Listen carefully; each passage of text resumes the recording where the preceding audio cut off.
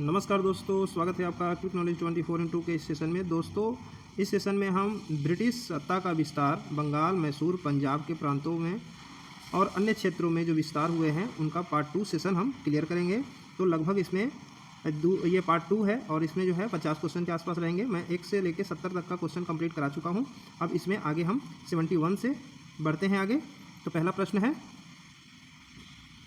भारत में ब्रिटिश शासन के दौरान निम्नलिखित राजसी राज्यों पर विचार कीजिए, यानी कि ब्रिटिश द्वारा इनके समावेल यानी विलय का सही क्रम क्या है। तो इस पर हम विचार कर लेते हैं। एक्चुअली मैं पूरा का पूरा आपको बता देता हूं कि जो जब्ती का सिद्धांत के तहत जो क्षेत्र कब्जा किया गया था, तो उसकी एक ट्रिक बता देता हूं। सतारा, संभल जा, बुझा, नाग, अब इसका ट्रिक है। इसके हिसाब से मैं आपको पहले डिस्क्राइब कर देता हूँ कौन कौन सा क्षेत्र है। सतारा, संभल जा, बुझा, नाक अब। तो इसका मैं फुल डिस्क्राइब करता हूँ। सतारा से सतारा है, संभल जा से एक साथ है संभलपुर और जोधपुर, ये दोनों है जैतपुर। और उसके बाद बुझा से ब से हो जाएगा आपका बघाट, और ऊ से इसमें जो ऊ लगा है ऊ से हो जाएगा उदयपुर। झा से हो जाएगा झांसी, ना से नागपुर, और क से हो जाएगा आपका करौली, और अब से अवध। अब इसका मैं डिटेल्स बताता हूँ। यह लगभग नहीं 1848 से एक सीक्वेंस में है। इसके बाद 1848 में सतारा, संभलपुर, मतलब ये संभलपुर और जोधपुर दोनों जो है 1849 में किया गया है, 1849 में। बुझा से हो जाएगा आपका बघाट का हुआ है, एक साल बढ़ाते रहिए, 1850। बस 51 को गैप कर देना है, और ऊ जो नीचे लटका हुआ है ऊ, इससे है उदयपुर, तो ये हो जाएगा 1852। झांसी 1853, नागपुर 54, 1854, और करौली 1855, और अवध हो जाएगा 1856। ये इसका सीक्वेंस है। सिर्फ आपको 51 को छोड़ देना है, बाकी इसके हिसाब से मैं देख लेते हैं। सतारा देखिए सबसे फर्स्ट में है। सेकंड में आएगा संभलपुर सेकंड में है, सही है। झांसी ये हो जाएगा आपका 1853 में, कहीं 54 मिलता है लेकिन 53 सही है। तो ये आपका सीक्वेंस है 3, 2, 1, सी आंसर। नेक्स्ट चलते हैं। निम्नलिखित भारतीय शासकों में कौन था जिसने विदेशों में आधुनिक पद्धति से दूतावास स्थापित किया था। तो यह थे Tipu Sultan, D answer. Next प्रश्न है 73। ब्रिटिश भारतीय राज्य क्षेत्र का अंतिम प्रमुख विस्तार जो है किसके टाइम में हुआ था। तो इसका आंसर है लिटन के। नेक्स्ट प्रश्न है, सूची ए और 2 को मिलाना है, तो इसका हम सूची मिलान कर लेते हैं। सबसे पहले है 1775 में देखिए ये हुआ था प्रथम आंग्ल मराठा युद्ध, यानी कि सी आंसर, ये इसका थर्ड मिलान है। 1780 में हुआ था आपका द्वितीय आंग्ल मैसूर युद्ध, और 1824 में हुआ था प्रथम आंग्ल बर्मा युद्ध, 1838 में हुआ था प्रथम अफगान युद्ध। तो ये इसका सीक्वेंस है। नेक्स्ट चलते हैं। ठगों के दमन में निम्नलिखित में से कौन संबंधित था। तो इसका आंसर है 75 का colonel Sleeman, B answer. Next प्रश्न है, ये भी सूची का मिलान करना है, इसका मिलान कर लेते हैं हम। बहादुर शाह का इनका जो उपनाम है क्या है। बहादुर शाह 1 का नाम है साहिब खबर। उसके बाद फर्रुखसियर, मुगल वंश का घृणित का, ये सही है। इसके बाद मोहम्मद शाह को रंगीला बादशाह कहा जाता है। उसके बाद बहादुर शाह सेकंड को जफर कहा जाता है, यानी बहादुर शाह जफर। तो ये इनका सीक्वेंस है, सही है। नेक्स्ट प्रश्न है, 1707 ईस्वी में औरंगजेब की मृत्यु के बाद मोहम्मद मुअज्जम किस नाम से मुगल राज सिंहासन पर बैठा था। तो मुअज्जम जहादर शाह के नाम से बैठा था, बी आंसर इसका होगा। नेक्स्ट प्रश्न है, बहादुर शाह 1 की मृत्यु के बाद जहादर शाह मुगल सिंहासन पर आसीन हुआ, वह किसकी सहायता से सम्राट बना था। तो ये इसके सहायता करने वाले थे जुल्फिकार खां, ए आंसर। नेक्स्ट प्रश्न है, फर्रुखसियर किसके सहयोग से मुगल बादशाह बना था। तो फर्रुखसियर बनने वाले थे मोहम्मद अली खां, ये बी आंसर हो जाएगा। नेक्स्ट प्रश्न है, नृप निर्माता यानी किंग मेकर के रूप में किसे जाना जाता है। तो ये है आपके सैयद बंधु, डी आंसर। नेक्स्ट प्रश्न है, सैयद बंधुओं ने मराठों के सहयोग से किस मुगल सम्राट को सत्ताच्युत यानी पदच्युत कर हत्या कर दी थी। तो इसका देख लीजिए, इसका आंसर है रफ़ी उद दरजात, यही इसका लास्ट शासक थे इनके द्वारा बनाए गए, रफ़ीक उद दरजात। नेक्स्ट प्रश्न है 82, सैयद बंधु ने किस किस को बादशाह बनाने का काम किया है। तो ये है आपका फर्रुखसियर को भी बनाया है, रफ़ीक उद दराज को भी बनाया है, रफ़ीक उद दौला को भी बनाया है, मोहम्मद शाह को भी बनाया है, यानी इसका आंसर हो जाएगा सभी, इनमें से सभी, सी आंसर। नेक्स्ट प्रश्न है सैयद बंधुओं का पतन किसके समय में हुआ था। ये देखिए आगे प्रश्न आपके सामने, तो ये है रफ़ीक उल उदजात, इसका सी आंसर है 83 का सी। नेक्स्ट प्रश्न है किस मुगल बादशाह का मूल नाम रोशन अख्तर था। तो रोशन अख्तर नाम था मोहम्मद शाह, यानी रंगीला बादशाह को, रंगीला बादशाह इनका उपनाम है, मोहम्मद शाह, आंसर है ए।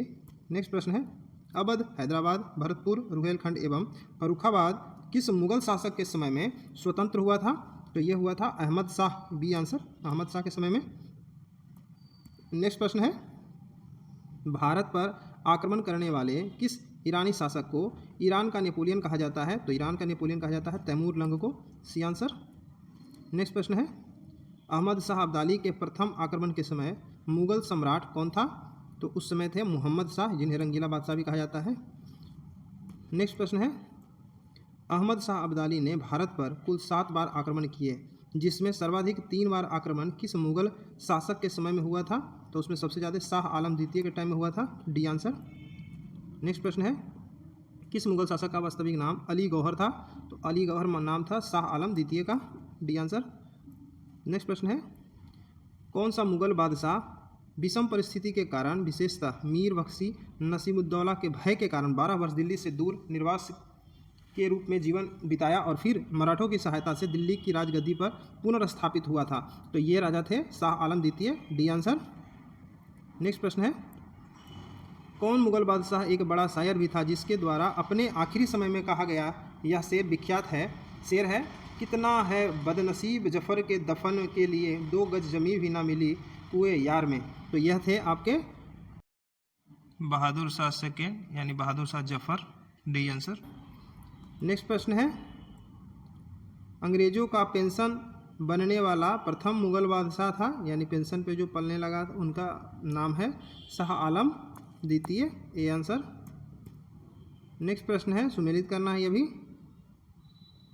2 कुटों को, तो इसका आंसर ये मिला लेते हैं। इसका है संस्थापक कौन है इस क्षेत्र का।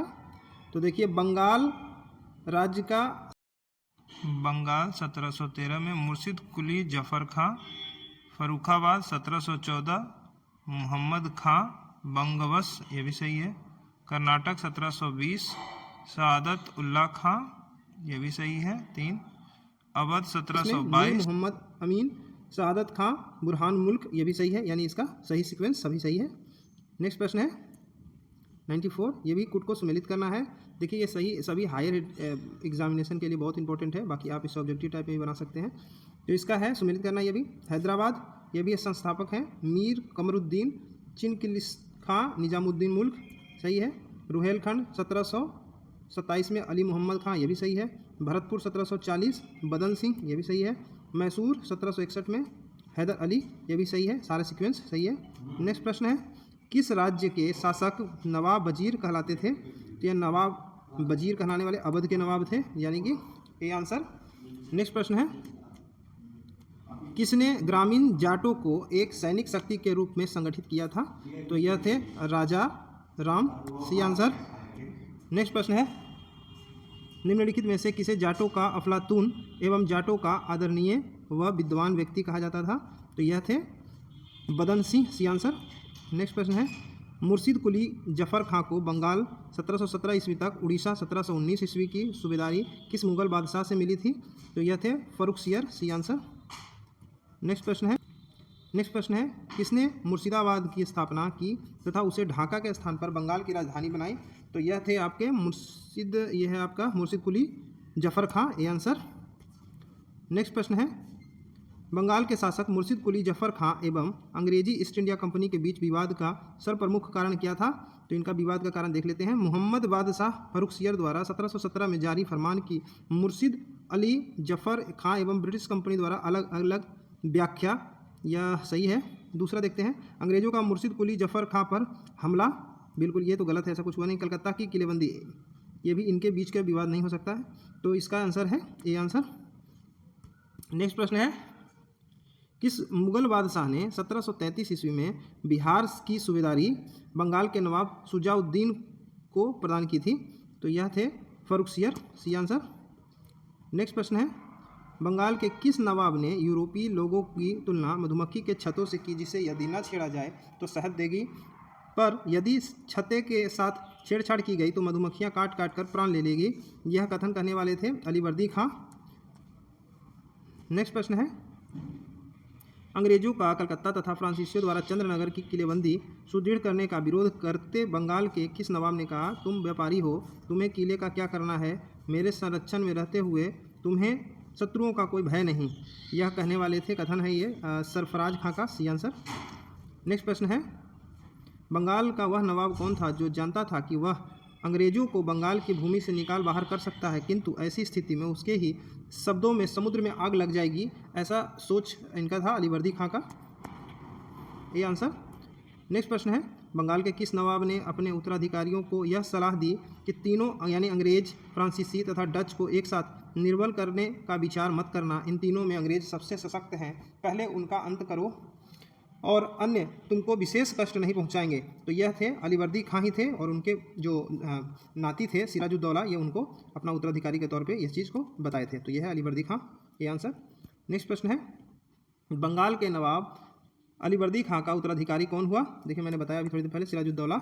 नेक्स्ट प्रश्न है, बंगाल के नवाब सिराजुद्दौला तथा ब्रिटिश कंपनी के बीच विवाद के कारण क्या थे? तो विवाद के कारण कुछ दिए गए हैं, उसमें देख लेते हैं कौन कौन से सही है। अंग्रेजों द्वारा कलकत्ते की किलेबंदी, ये देख लेते हैं आगे, सही है ऐसे। इस अंग्रेजों द्वारा दत्तक यानी फ्री पास, दस्तक का फ्री पास का दुरुपयोग, ये भी सही है। भगोड़े कृष्ण बल्लभ को कलकत्ता में अंग्रेजों द्वारा शरण दी गई, बिल्कुल ये भी सही है। तो इसका मतलब ये तीनों सही है, यानी डी आंसर इसका होगा। नेक्स्ट प्रश्न है, नेक्स्ट प्रश्न है 108, ये सुमेलित करना है इसे भी, तो सुमेलित कर लेते हैं। ये है घटना और इनका तिथि है। कलकत्ता पर नवाब सिराजुद्दौला द्वारा अधिकार, यह किया गया था 1756 में, 15 से 20 जून 1756, सही है। काल कोठरी की त्रासदी, ये भी 20 जून 1756, ये भी सही है। काल कोठरी इसी के बाद हुआ था, काल कोठरी की घटना। अलीनगर की संधि 9 फरवरी 1757, ये भी सही है। प्लासी की युद्ध 23 जून 1757, ये भी सही, यानी कि ये सभी कुछ सही है। नेक्स्ट प्रश्न है, नेक्स्ट प्रश्न देख लेते हैं।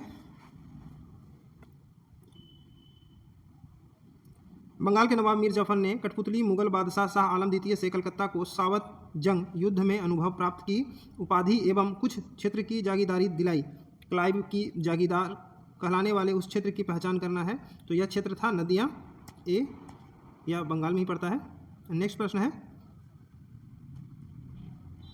बंगाल के नवाब मीर कासिम ने मुर्शिदाबाद के स्थान पर मुंगेर की राजधानी बनाया, क्योंकि उनको लगता था, इसके बारे में विचार है, देख लीजिए। वह मुर्शिदाबाद के षड्यंत्र वातावरण तथा कलकत्ता से दूर रहना चाहता था ताकि अंग्रेजों का हस्तक्षेप ना हो, बिल्कुल सही है। बंगाल के गवर्नर वेंसीटॉट ने उसे ऐसा करने के लिए दबाव दिया था, ये ऐसा कुछ नहीं है, गलत। मुंगेर के रमणीय वातावरण से वह बहुत प्रभावित था, नहीं, ये भी गलत है, यानी इसका ए आंसर है। नेक्स्ट प्रश्न है, बंगाल के किस नवाब ने ब्रिटिश कंपनी के गवर्नर को लिखा, आपके भद्र पुरुष इस प्रकार व्यवहार करते हैं, वे समस्त देश में गड़बड़ी फैलाते हैं, लोगों को लूटते हैं तथा मेरे अधिकारी का अनादर करते हैं तथा उन्हें शारीरिक यातना देते हैं। ऐसा कहने वाले कौन थे? यह है आपका मीर कासिम, सही है, डी आंसर। नेक्स्ट प्रश्न है, बंगाल के किस नवाब ने 2 वर्षों के लिए सभी व्यापारियों के लिए समस्त व्यापारिक करों एवं चुंगियों को खत्म कर एक बड़ा असाधारण कदम उठाया था? तो यह थे आपके सिराजुद्दौला, सी आंसर। नेक्स्ट प्रश्न है, क्लाइव एवं मुगल बादशाह शाह आलम द्वितीय के बीच कुछ इलाहाबाद की प्रथम संधि 12 अगस्त हुए, इलाहाबाद की प्रथम संधि 17 अगस्त 1765 के संदर्भ में इस कथन पर विचार करना है, कुछ कथन है उसे विचार करना है। शाह आलम द्वितीय, ये जो 2 पाई है इसको द्वितीय देखिएगा कहीं भी हो तो, को कड़ा व इलाहाबाद के जिले दिए गए थे, सही है। कंपनी को 26 लाख रुपए सालाना के बदले बंगाल, बिहार एवं उड़ीसा की दीवानी स्थायी रूप से दी मिली थी, ये भी सही है। हैदराबाद के उत्तर के जिलों उत्तरी सरकार को अंग्रेजों के जागीर के रूप में मान्यता दी थी, ये भी सही है, यानी कि इसका डी आंसर है। नेक्स्ट प्रश्न है, इलाहाबाद की द्वितीय संधि 16 अगस्त 1765 किसके बीच हुआ? तो इसका आंसर देख लेते हैं, मीर कासिम एवं क्लाइव के बीच, सही है, बी आंसर। नेक्स्ट प्रश्न है, कर्नल क्लाइव का गधा या सियार की संज्ञा किसे दी गई थी? तो इसका संज्ञा था मीर जाफर को, जो कि सिराजुद्दौला के बाद बैठाया गया था अंग्रेजों द्वारा। नेक्स्ट प्रश्न है, कलकत्ता की सुप्रीम कोर्ट के एक न्यायाधीश के बंगाल के किस नवाब को भूसे एक बैताल कैंटम के रूप में उल्लिखित किया गया है। भूसे एक बैताल फैंटम के रूप में इनका जो है व्याख्या किया गया था। तो ये थे मुबारक उद्दौला, डी आंसर। नेक्स्ट प्रश्न है, कर्नल माल्सन ने कहा कंपनी के अधिकारियों का अब एक ही उद्देश्य है, जितना लूट सको लूटो, और यह कि वह सोने की ऐसी थैली है जिसमें से जी भरे, जब भी चाहे हाथ डाल लो उसमें। वह किसके लिए प्रयुक्त किया गया है? तो ये जो वह है वह किया गया है मीर जाफर के लिए, यानी कि बी आंसर। नेक्स्ट प्रश्न है, किसने फ्रांसीसी विशेषज्ञों की मदद से डिंडीगुल में एक आधुनिक शस्त्रागार स्थापित की थी? तो यह था टीपू सुल्तान। नेक्स्ट प्रश्न है, किसने घोषणा कर रखी थी कि वह अंग्रेजों को पहले तो अकार्ड से निकाल बाहर करेगा और अंततः भारत से? तो यह घोषणा करने वाले थे हैदर अली, सी आंसर। सुमेलित करना है दो गुटों को जिसमें आपको युद्ध और संधि है। तो प्रथम आंग्ल मैसूर युद्ध जो कि 1767 से 69 तक हुआ था, यह सही है। मद्रास की संधि के समय यह समाप्त हुआ था, मद्रास की संधि हुई थी इसमें। द्वितीय आंग्ल मैसूर युद्ध 1780 से 84, ये थे मंगलौर की संधि, ये भी सही है। तृतीय आंग्ल मैसूर युद्ध यह थे श्रीरंगपट्टनम की संधि, ये भी सही है, यानी ये तीनों कुट बिल्कुल सही है। नेक्स्ट प्रश्न है, ये भी सुमेलित करना है दो कुटों को। युद्ध और अंग्रेजी सेना के नेतृत्व उस समय कौन किया था, यह देख लेते हैं। प्रथम आंग्ल मैसूर युद्ध जनरल स्मिथ, ये भी सही है। द्वितीय आंग्ल मैसूर युद्ध जनरल आयरकुट, ये भी सही है इनका भी। तृतीय आंग्ल मैसूर युद्ध मेजर जनरल मेडोज, ये भी सही है। चतुर्थ आंग्ल मैसूर युद्ध में जनरल स्टुअर्ट थे, ये भी सही है, यानी कि ये सारे कुट सही है। नेक्स्ट प्रश्न है, हैदर अली की मृत्यु 1782 ईस्वी में किस युद्ध के दौरान हो गई थी? तो हैदर अली की मृत्यु तृतीय आंग्ल मैसूर युद्ध में हो गई थी, यानी बी आंसर इसका है। नेक्स्ट प्रश्न है, द्वितीय आंग्ल मैसूर युद्ध को बंद करने के लिए टीपू सुल्तान तथा अंग्रेजों के मध्य मंगलौर की संधि 1784 ईस्वी में हुई। इस संधि पर अंग्रेजों की ओर से हस्ताक्षर करने वाले मद्रास के गवर्नर का क्या नाम था? तो मद्रास के गवर्नर उस समय थे इनके lord Hamilton, C answer. Next प्रश्न है, द्वितीय आंग्ल मैसूर युद्ध के समय गवर्नर जनरल कौन था? तो द्वितीय गवर्नर जनरल इनके समय में गवर्नर जनरल थे वारेन हेस्टिंग्स, सही है, वारेन हेस्टिंग्स। ये लगभग 1805 की घटना है, 1803 से 5 के बीच की घटना है, और उस समय हेस्टिंग्स थे। नेक्स्ट प्रश्न है, टीपू सुल्तान तथा कार्नवालिस के बीच 1792 ईस्वी में श्रीरंगपट्टनम की संधि हुई। इसके तहत कुछ पॉइंट्स हैं, वो देखना है कौन से सही पॉइंट्स हैं इसके। तो यह है, टीपू को अपना आधा राज्य अंग्रेजों को देना पड़ा, बिल्कुल सही। टीपू को 3 करोड़ रुपए युद्ध क्षति के रूप में देना पड़ा, यह भी सही। ब्रिटिश रेजिमेंट की श्रीरंगपट्टनम की स्थापना, ऐसा कुछ नहीं हुआ था, ये अंग्रेज साउथ का जाना ही नहीं चाहते थे।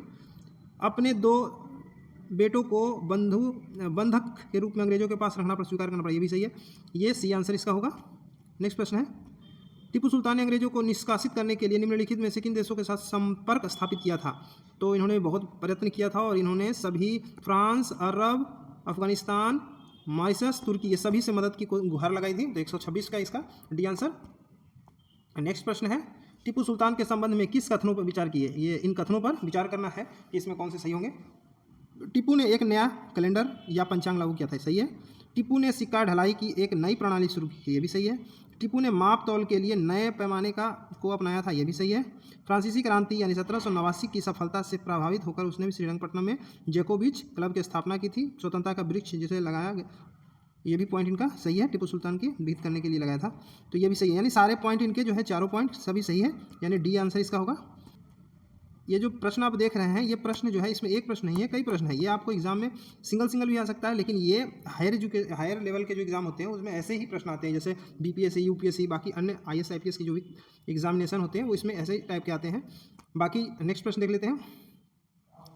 तृतीय आंग्ल मैसूर युद्ध के दौरान टीपू के विरुद्ध चतुर्पक्षीय संयुक्त मोर्चा में शामिल कौन कौन था? तो ये देख लीजिए, इसमें ये थे त्रावणकोर भी था, सही है, निजाम भी सही था, मराठा, अंग्रेज, यानी इसका ए आंसर सही है, 128 का ए आंसर। नेक्स्ट प्रश्न है, चतुर्थ आंग्ल मैसूर युद्ध के संबंध में इस कथनों पर विचार कीजिए। तो इसका देख लेते हैं। इस युद्ध के दौरान टीपू सुल्तान की मृत्यु हो गई, बिल्कुल सही। इस युद्ध में अंग्रेजों की पूर्ण विजय हुई और मैसूर के अधिकांश प्रदेशों का अंग्रेजी राज्य में विलय कर लिया गया, बिल्कुल, शासक ही नहीं रहा। बोडेयार वंश के एक बालक कृष्ण राय द्वितीय को राजगद्दी पर बिठाकर मैसूर राज्य पर सहायक संधि लाद दिया गया, बिल्कुल सही है, यानी इनका तीनों पॉइंट सही है, यानी ये डी आंसर। नेक्स्ट प्रश्न है, किसने कहा था मैं अंग्रेजों के स्थल साधनों को तो समाप्त कर सकता हूं परंतु समुद्र को नहीं सुखा सकता? यह कथन है टीपू सुल्तान का, बी